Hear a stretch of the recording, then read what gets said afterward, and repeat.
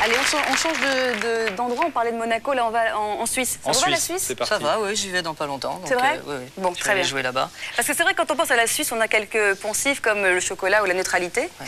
Mais qui dit neutralité ne veut pas forcément dire inexistence de l'armée, bien au contraire.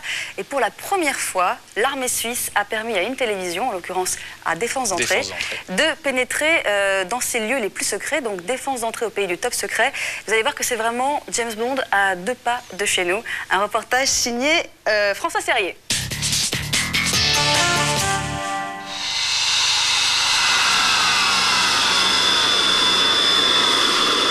Un avion de chasse qui traverse une route nationale. Des passants à peine étonnés, c'est à côté de chez nous, en Suisse, aujourd'hui. La Suisse est un pays neutre, mais derrière les façades, c'est James Bond. Ça n'est pas une maison, c'est un bunker, une fortification. Alors vous voyez, derrière ce volet, ici, ce n'est pas une salle de séjour, c'est un canon anti-char. Le salon de la maison, le voilà, mais ce n'est pas tout. Derrière ce volet, vous avez une mitrailleuse. Des fausses maisons comme ça en Suisse, il y en a probablement quelques centaines. Quelques centaines de bunkers dans un pays grand comme 2 départements français, des bunkers camouflés de façon toujours inattendue. Voilà ce que cache ce camouflage.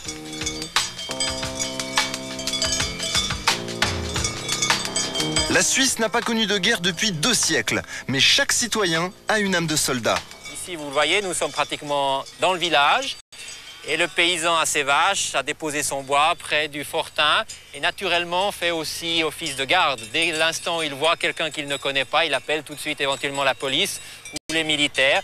C'est un système qui est probablement un des plus efficaces que tout système électronique qu'on pourrait installer. Des armes secrètes dignes des films de science-fiction surgissent de la terre, au milieu des vaches. C'est la face cachée de la Suisse. Elle nous dévoile aujourd'hui son système de défense top secret.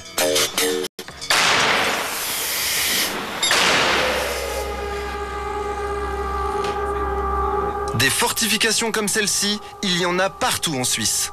Dans l'environnement, ici, caché dans le terrain, on a une centaine d'ouvrages.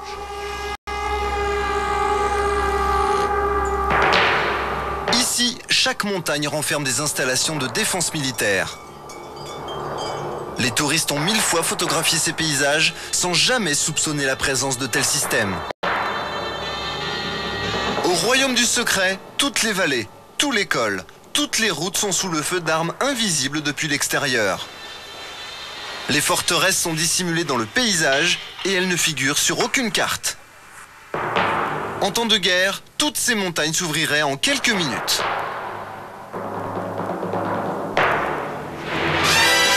Regardez bien ce gros rocher au milieu d'une clairière. En réalité, c'est la tourelle d'un canon de 155 mm.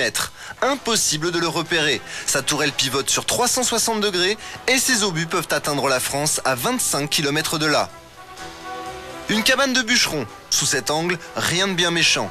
Mais elle tourne sur elle-même. Le gazon fait lui aussi partie du camouflage. Là encore, l'innocente cabane dissimule la tourelle d'un canon. On y accède par un tunnel secret. Car en Suisse, l'essentiel est sous terre. Jean-Luc détient les clés de plusieurs accès interdits. Ça, c'est un accès secret et confidentiel.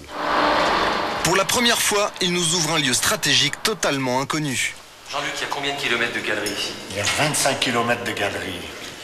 La preuve. Sous terre, un véritable labyrinthe secret. On est à combien de mètres actuellement sous la montagne? Ici, on est à 107 km sous la montagne. Ces galeries creusées dans la montagne, on les appelle le gruyère suisse. Une porte blindée tous les 10 mètres, celle-ci pèse 7 tonnes et elle résiste aux explosions nucléaires.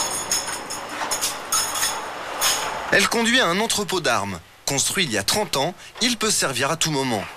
Mais sous terre, il y a bien d'autres choses. Je peux vous signaler des hôpitaux souterrains, des installations de protection civile, des quantités de travaux préparatoires qui ont été faits pour pouvoir résister, pour pouvoir survivre dans une situation de conflit, dans une situation situation tragique de bombardement, d'accident nucléaire. Il n'y a pas que les hôpitaux et les canons qui sont enterrés, les avions aussi. Ils sortent des montagnes et ils décollent sur les routes nationales, au milieu des habitations.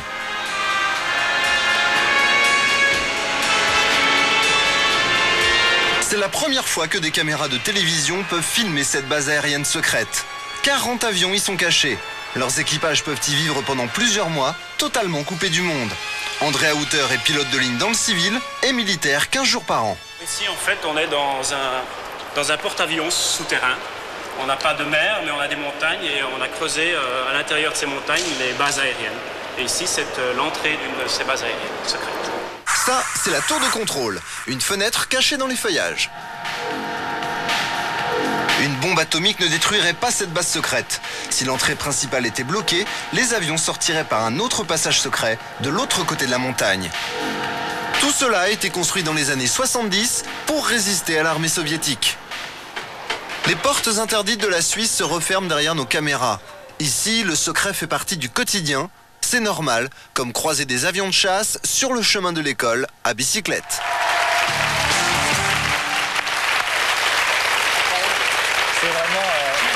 C'est vraiment impressionnant. Elie, bon, on tient quand même, il faut le faire, remercier ici Adolphe Augy, qui est conseiller fédéral à la Défense. Il faut le citer parce que sans lui, ce reportage n'aurait jamais pu se faire. Ah, et c'est vrai. Rien n'aurait pu se faire. Et c'est vrai qu'il était particulièrement étonnant. Merci, Moi, Adolphe. je dis rien. Adolphe Augy, qui est conseiller fédéral à la Défense. Bon, Elie, vous disiez tout à l'heure.